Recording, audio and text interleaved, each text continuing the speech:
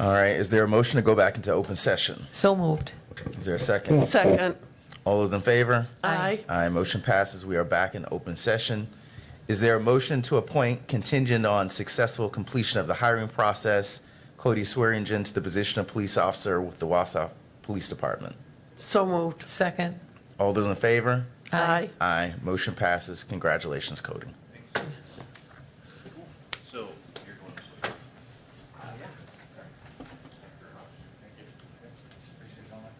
Thank you.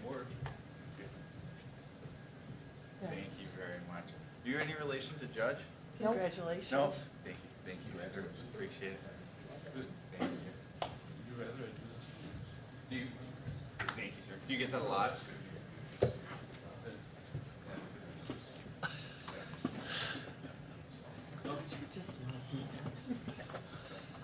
But When I take off.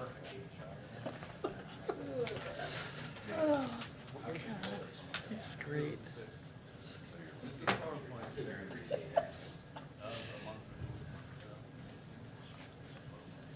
All right, we will be postponing the general agenda items to next meeting, so we're going to jump right into monthly presentations.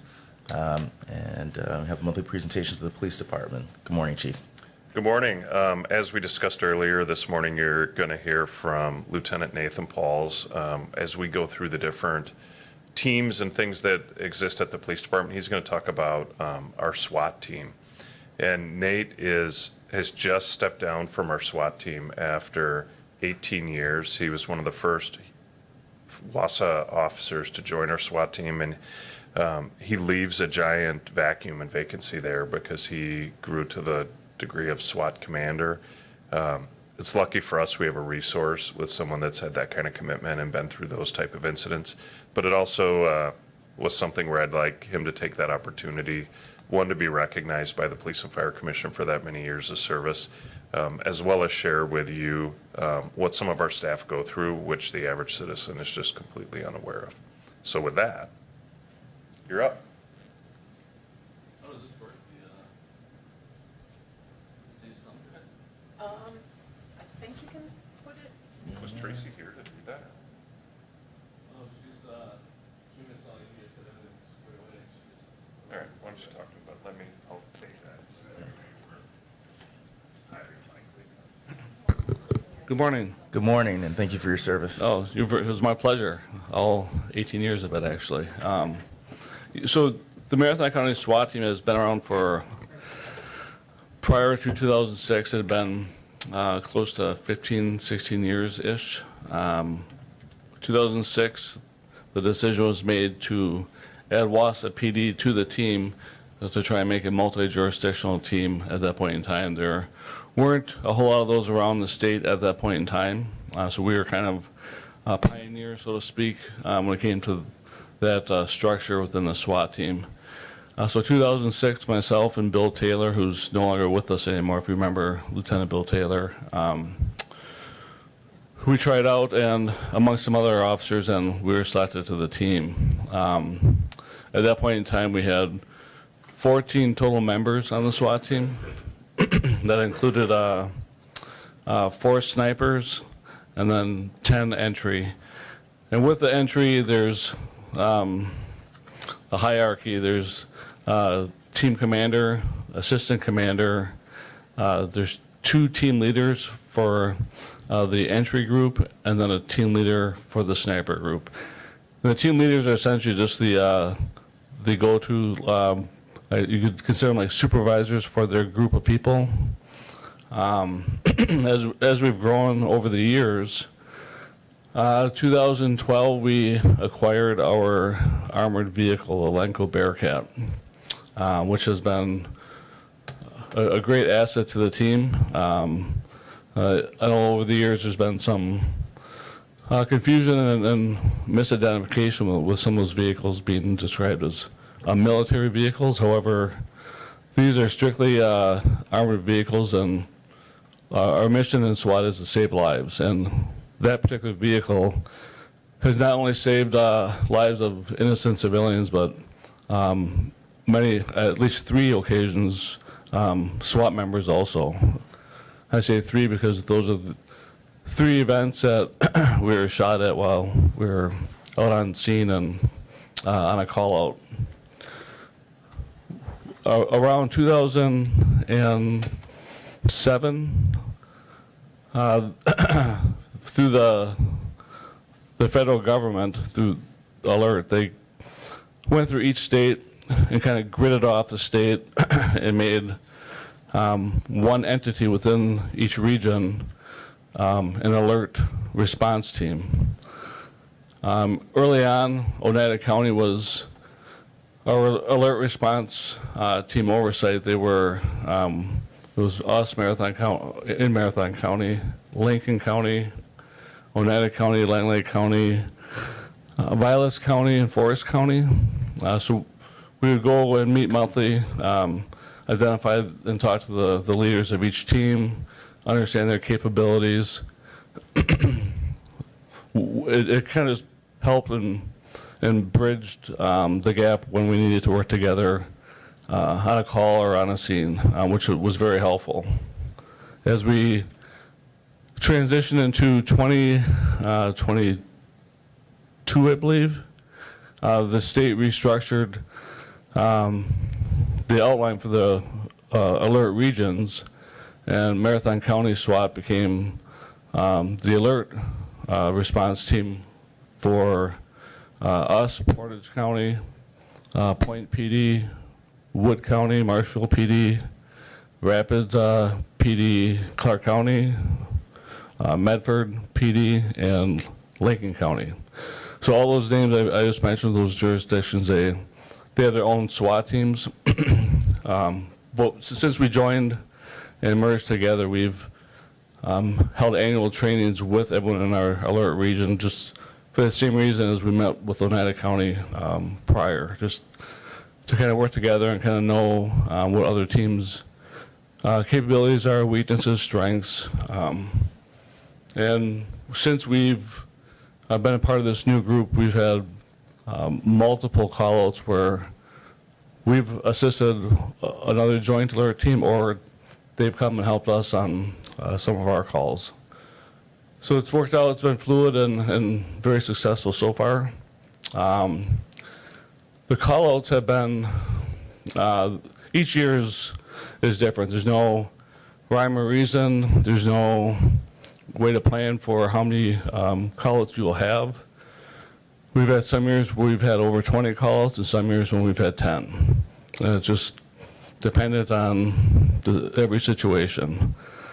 One thing we've done as a team, which was direction from the acronym is the NTOA, it's the National Tactical Officers Association. They set the guidelines and suggestions for how you should run your team for it to be legally justified and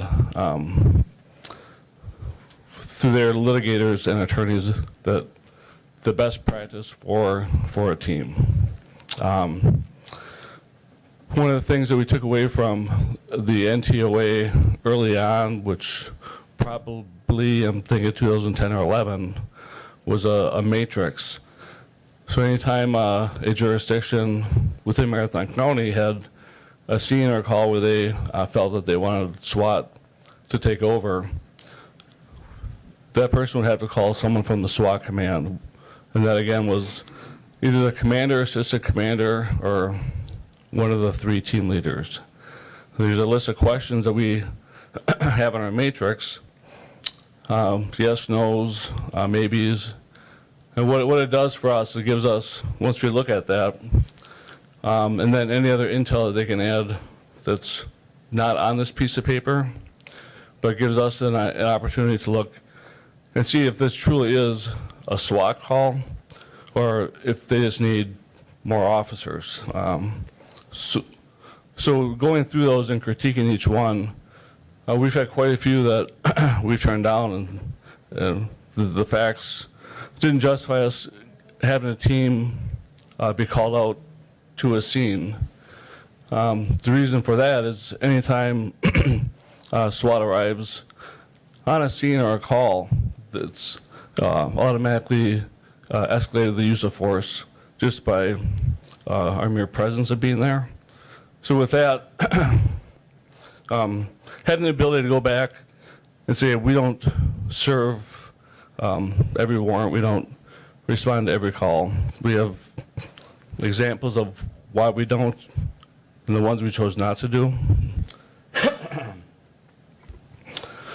So going back to the NTOA, our oversight committee, basically, for lack of better terms, it helps with justification in the event one of our call-outs goes to some a major litigation or down that road.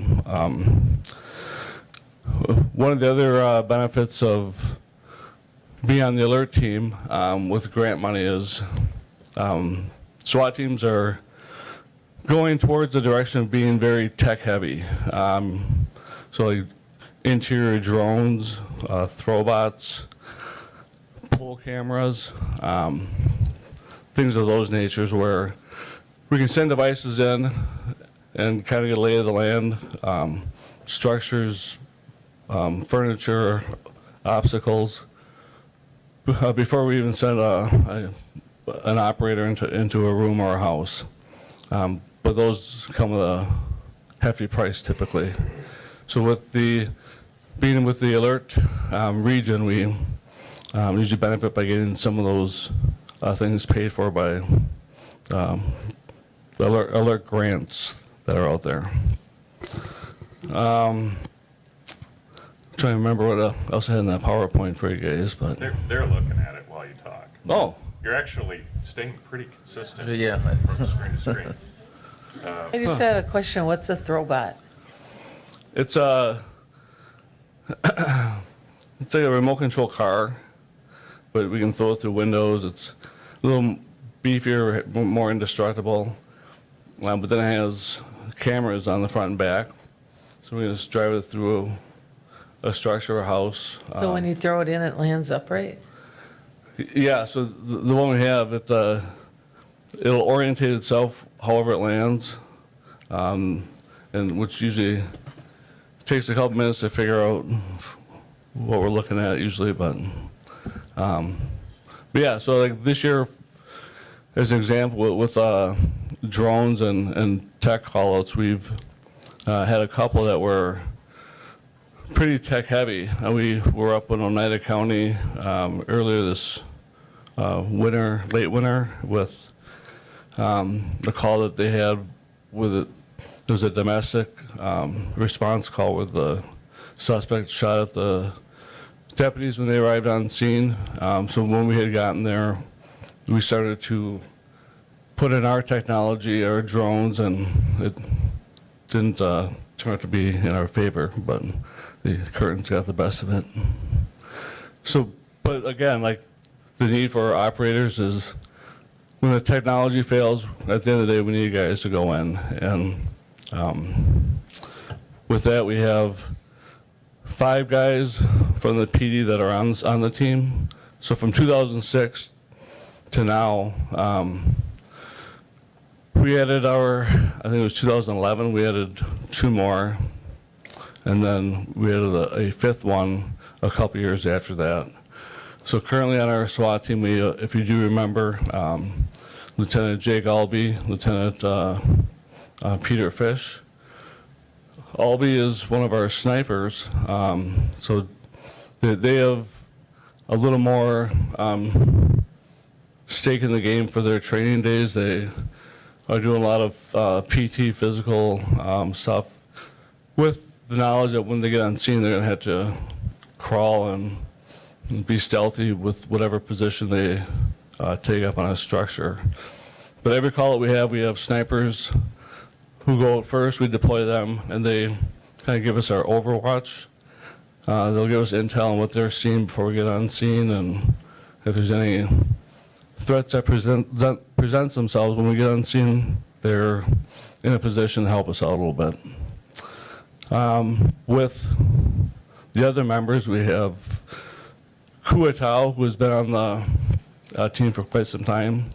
He's also one of our less lethal instructors for the team. So that includes, it's So it's called a launcher, but it's a 40 millimeter canister that will deploy smoke grenades, projectiles to penetrate windows, kind of create openings for us to send technology into, things of that nature, so to speak. And then we just have, with stepping down, myself and another officer, we have 2 new members, Josh Berquist and Sam Reyes. They went through you guys for hire a year and a half ago-ish. They just had a 2-day SWAT training down in the southern part of the state. Talking to the commander, he said they both did phenomenal. They fit in very well, and so they've been great additions to the team at this point in time. It's just a couple of things to add, and then I know we need to wrap it up. Things that the community at different times has been critical of. One, you guys saw the armored vehicle that our SWAT team uses. At the time of acquiring that vehicle, it was very controversial. Why do we need a tank? And it's very militaristic. On multiple occasions, you can go look at that right now and you can see where it's been shot, where individuals have shot at our team that are in the vehicle, including, one of the lieutenants from the sheriff's department that was the driver of it. It's got a bulletproof windshield, and they took a rifle round right to the windshield. If it wasn't bulletproof, it would have killed the operator. So we find significant value in that, regardless of what people have to say. And then secondarily, is one of the things I think people struggle with is there are times now in law enforcement where you're going to choose to walk away. And that includes, that comes from our SWAT team. So if somebody is mentally ill and a harm to themselves and armed, I'm gonna kill myself and I have a gun, and they're in a home. If they have hostages, that's a SWAT team response. But if they're by themselves, and we used to send a team into that, but then that creates a likelihood that we're gonna have to shoot someone or we're gonna get hurt. And those are scenarios in which we'll walk away right now, to the points that Nate was making, where after much litigation and saying, just because you can doesn't mean you should. We make some of those decisions now. They're not always popular. And people are like, the police all showed up. It's this big show. And then we turn around and walk away. And that applies to the SWAT team as well. So. Yeah, actually, that conversation started with trickle-down effect from the NTOA. So it not only is an oversight for the SWAT teams nationally, but it definitely trickles down into the street level also. Cool. All right, I have your thank you screen No. up now. I think I'm done. Anyways, so good timing. All right. Well, thank you. Our appreciation from the commission for your years of service and commitment to this community. Thank you. I'm pretty impressed that I was able to get it up on that screen. All right. All right. Next up, we have a monthly presentation of the fire department. Are you able to continue to go without a quorum? Yeah, because we're not voting. Okay.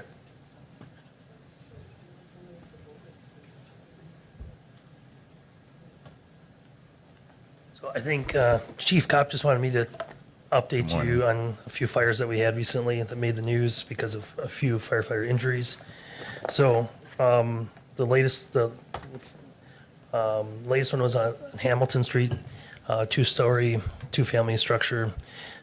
Fire started in the kitchen, quickly spread through that apartment and blocked off the stairwell to the other apartments. So 3 individuals did have to be rescued from the 2nd-story balcony because their exit was blocked off. We didn't have any firefighter injuries fortunately in that fire, but the 2 previous fires, there were some firefighter injuries, minor in nature, and both of those firefighters are back to full duty. There was a fire in the 500 block of Spruce Street, another 2-story, 2-family structure, and that became a 2-alarm fire partially because of the number of personnel needed for the overhaul and to locate the fire. It was in an attic space in a void, difficult to track down.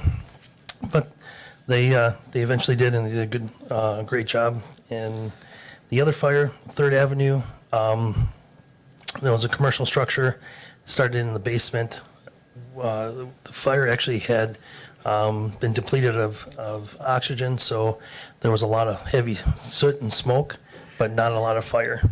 So they battled that one, and the firefighter sustained a small cut to one of his fingers that needed some stitches.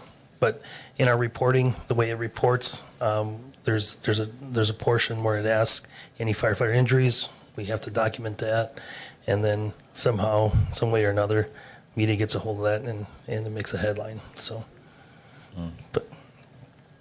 but that's all I have for the fire department update. All right. Well, thank you, Deputy Chief Plus. Our gratitude from the commission. All right. The next meeting will be scheduled for Monday, September 23rd at 7:30 a.m. right here in City Hall chambers. Is there any further discussion? If not, I'll entertain a motion to adjourn this meeting. I'll make a motion to adjourn. And I'll second. All those in favor? Aye. Aye. Passes. Motion passes. We are adjourned. Thank you, everyone.